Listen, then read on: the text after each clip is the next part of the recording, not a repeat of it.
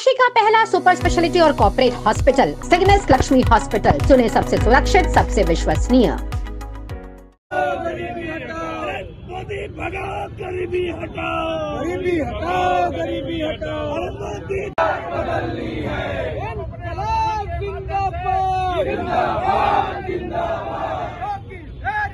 मोदी तेरे शासन में मोदी योगी हाय हाय हाय हाय, मोदी योगी बदल दो ताज बदल दो, बेईमानों का राज बदल दो, मोदी हाय हाय हाय हाय। दिल में कितना जगह है तेरे, देख लिया है देखेंगे। दिल में कितनी जगह है तेरे, देख लिया है देखेंगे। जी आज किस तरह का धरना? आज हम सब बनारस में इंडिया गठबंधन के नेता, जिसमें हमारे समाजवादी पार्टी के जिला, महानगर और उनसे जुड़े फ्रंटल संगठन ऑर्गेनाइजेशंस के सभी कार्यकर्ता और नेता, हमारे कांग्रेस पार्टी के जिला महानगर कांग्रेस कमेटी के तमाम हमारे पदाधिकारी, फ्रंटल संगठन पदाधिकारी, कमेरावादी हमारे साथी नेता, मार्क्सवादी कम्युनिस्ट पार्टी के हमारे सम्मानित यहाँ बनारस के नेता और कार्यकर्ता आज एकजुटता के साथ हमारा एक दिवसीय धरना पिछले 11 बजे से चल रहा है बाबा भीमराव अंबेडकर जी के चरणों में, जहाँ पे हमारी मांग है कि इस देश के लोकतांत्रिक मूल्यों की व्यवस्था में आस्था रखने वाले सांसदों ने जो देश हित में, देश की सुरक्षा के संदर्भ में सवाल पूछना चाहा, तो वो 143 से 44 सांसदों को निलंबित करके देश की तानाशाही सरकार ने बहुत ही कुकित करने का कार्य किया है। आज उस निलंबन के खिलाफ हम सभी नेता कार्यकर्ता यहाँ पे इंडिया गठबंधन के एकजुटता के साथ उनका निलंबन वापस करने हेतु महामहिम राष्ट्रपति महोदया को संबोधित ज्ञापन सौंप रहे हैं और इस तानाशाही सरकार को उखाड़ फेंकने का संकल्प बाबा भीमराव साहब के चरणों में ले रहे हैं। एमसी सांसद ने संसद के बाहर आप 144-43 सांसदों को निलंबित कर देंगे, उसकी प्रतिक्रिया भी नहीं आएगी।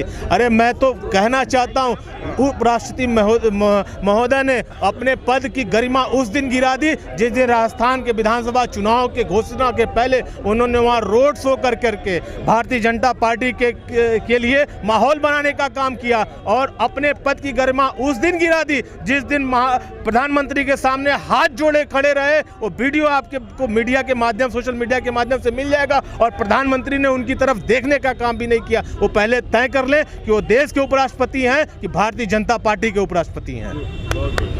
साइड हो जाइए। जी आज धरना दे रहे हैं, क्या है? ये जो बीजेपी घमंड की सरकार चला रही है और लोकतंत्र की हत्या करने का पूरा ठान लिया है, संविधान को ख़त्म करने का। भाई एक चीज़ आप बताइए, लोकसभा, राज्यसभा, विधानसभा, विधान परिषद प्रश्न पूछने के लिए नहीं है, कार्रवाई के लिए नहीं है, तो फिर है क्या? और किसी भी सदन की गरिमा जब उसके सदस्य नहीं रहेंगे, विरोध पक्ष नहीं रहेगा, तो उस सदन की गरिमा कैसे बचेगी? और ये तो सीधे सीधे निर्वाचित जनप्रतिनिधियों का अपमान कर रही है बीजेपी सरकार, लोकतंत्र की हत्या कर रही है। पता नहीं क्यों इतने घमंड में है, अभी तक तो यही नहीं समझ में आया। अब बड़े बड़े घमंडों का घमंड टूट जाता है। आपने देखा होगा 77 में जब इंदिरा गांधी की गवर्नमेंट थी, एक आदमी, केवल जयप्रकाश जी जेपी के आंदोलन ने सब खत्म कर दिया। और तब उस समय उत्तर प्रदेश से लेके उत्तराखंड 85 था, 85 में बोहनी नहीं हुई एक सीट की। तो कहीं बीजेपी उसी तरफ तो नहीं जाना चाह रही है कि जब लोकतंत्र का पर्व आवे तो बहनिया न हो? बीजेपी सावधान हो जाए। ये सबसे बड़ी ताकत जनता की है और तानाशाह को साइलेंट जनता बड़ा तगड़ा जवाब देती है और इंदिरा गांधी से सीख लेनी चाहिए बीजेपी। क्या ये आंदोलन जेपी आंदोलन की तरह ही किया जा रहा है? अरे भाई आंदोलन, आप बताइए ना जेपी में क्या ताकत थी? जेपी की विचारधारा और कांग्रेस की तानाशाही, इंदिरा गांधी की तानाशाही, सारे विरोधी जेल में चले गए और 85 में 85 साफ याद है कि नहीं है? तो कहीं उसी तरह का रिजल्ट बीजेपी तो नहीं चाहती है। अगर उस तरीके का रिजल्ट चाहती है, हम लोग तो समूचे विपक्ष चाहते हैं। बीजेपी बोलती है कांग्रेस मुक्त भारत, विरोधी मुक्त भारत, लेकिन इंडिया और विरोधी पक्ष के जो लोग हैं वो बोलते हैं नहीं नहीं, विरोध पक्ष रहना चाहिए, बीजेपी रहे और अपनी औकात में आ जाए, जो 2 सीट थी वो 2 पर फिर आ जाए। गठबंधन की बात की जाए तो आपकी गठबंधन हमेशा हर जगह संयुक्त रूप से लड़ाई लड़ती है, लेकिन जब सीट की बंटवारे की बात आती है तो उसमें अलग क्यों हो जाता है? यहाँ सीट का बंटवारे का कोई सवाल ही नहीं है, यहाँ सारे लोग एक हैं, एक मुद्दा है, बीजेपी हटाओ, देश बचाओ। सब क्या हुआ, अभी लोकसभा का चुनाव हो रहा है, सभी दल स्वतंत्र रहते हैं प्रदेश का चुनाव लड़ने के लिए। प्रदेश का चुनाव अलग अलग प्रदेशों में पार्टियां हैं, अब प्रदेश का चुनाव प्रदेश की पार्टियां नहीं लड़ेंगी तो कौन लड़ेगा? प्रदेशों का चुनाव हुआ, सभी पार्टियां अपने चुनाव लड़ी, अब देश का चुनाव होने जा रहा है, उसमें सभी पार्टियां एक होकर के बीजेपी से चुनाव लड़ेंगी। सबका एक मत रहेगा इसमें? बिल्कुल एक मत है, 1 बाई 1 और बीजेपी का सोपड़ा साफ हो जाएगा, जैसे 77 में कांग्रेस का साफ हुआ था।